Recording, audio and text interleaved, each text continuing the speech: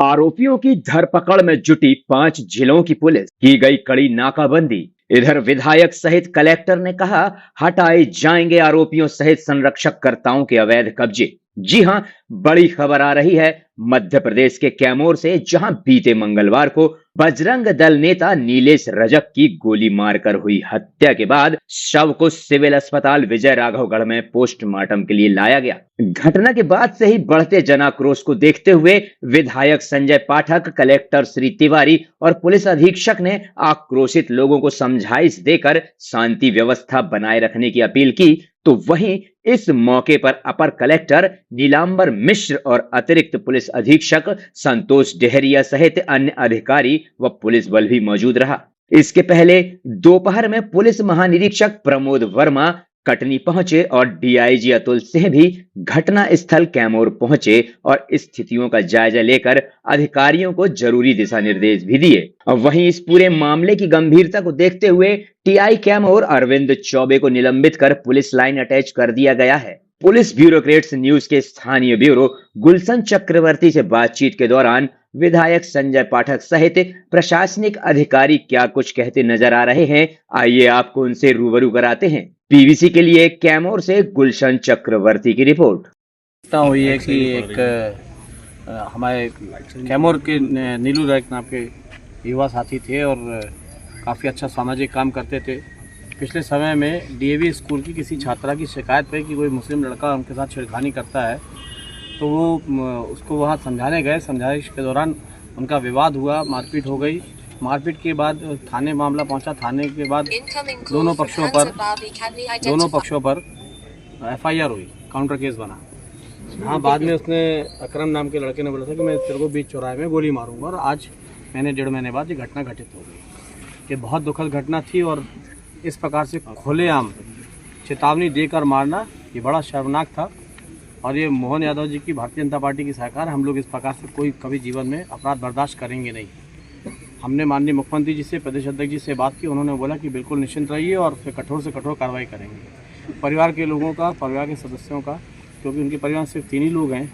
उनकी पत्नी है, एक 5 साल की बिटिया है नीलू रजक की, और एक 11 साल का बेटा है, और एक बूढ़ी माँ जो बिस्तर में है। घर चलाने वाला वही व्यक्ति था। उन सब का कहना है कि जब तक दोषी गिरफ्तार नहीं होंगे हम ना पोस्टमार्टम कराएंगे ना दाह संस्कार कराएंगे। ऐसे में मन स्थिति उस परिवार की हम समझ सकते हैं।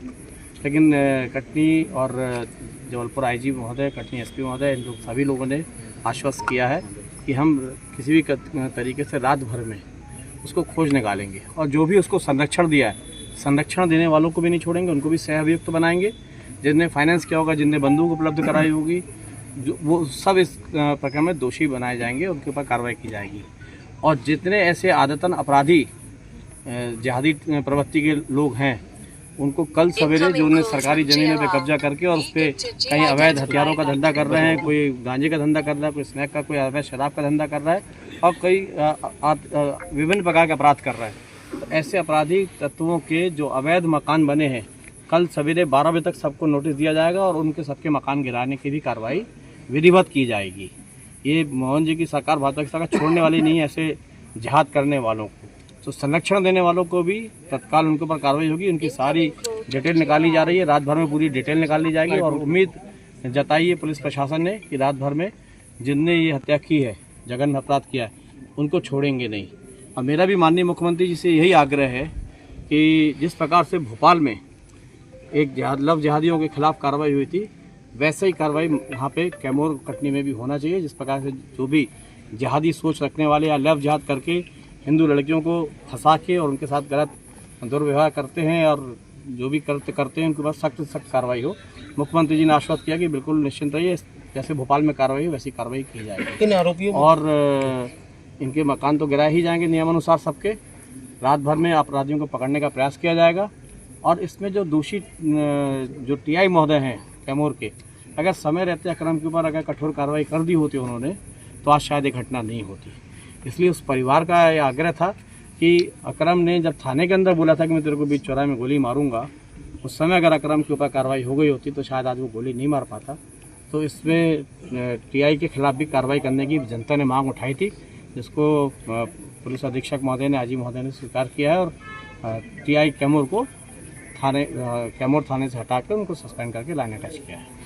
पूरी जानकारी पुलिस अभी एकत्रित कर रही है, हर तरीके से IDPR निकाल के, CDR निकाल के सारी जानकारी एकत्रित हो रही है। मुझे विश्वास है कि कल 11-12 बजे तक बहुत सी चीज़ें सामने आ जाएंगी। सर, परिवारजनों ने बुलडोजर न्याय की एक उचित मांग की है, इस पर किस तरीके का निर्णय लेंगे? बिल्कुल, मैंने आपको पहले भी अभी बताया कि ऐसे जितने भी आपराधिक प्रवृत्ति के लोग हैं, जिहादी प्रवृत्ति के लोग हैं या किसी अवैध धंधे में लगे हैं या विभिन्न अपराधों में संलिप्त रहे हैं और उनके अवैध मकान हैं, तो उनको विधिवत कल सवेरे 11-12 बजे तक सबको नोटिस हो जाएगा।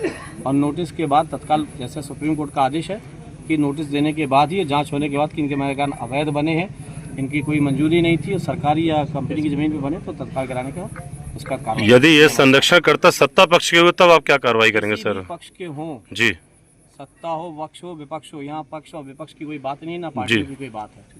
यहाँ तो बात है कन्या के साथ छेड़खानी करने के बाद उपजे विवाद को लेकर। जी जी, और ये लव जिहाद के लेकर मामला है, किसी भी सूरत में नहीं छोड़ेंगे, चाहे कोई भी हो, कितना भी बड़ा आदमी क्यों ना हो। जी जी, प्लीज, थैंक यू।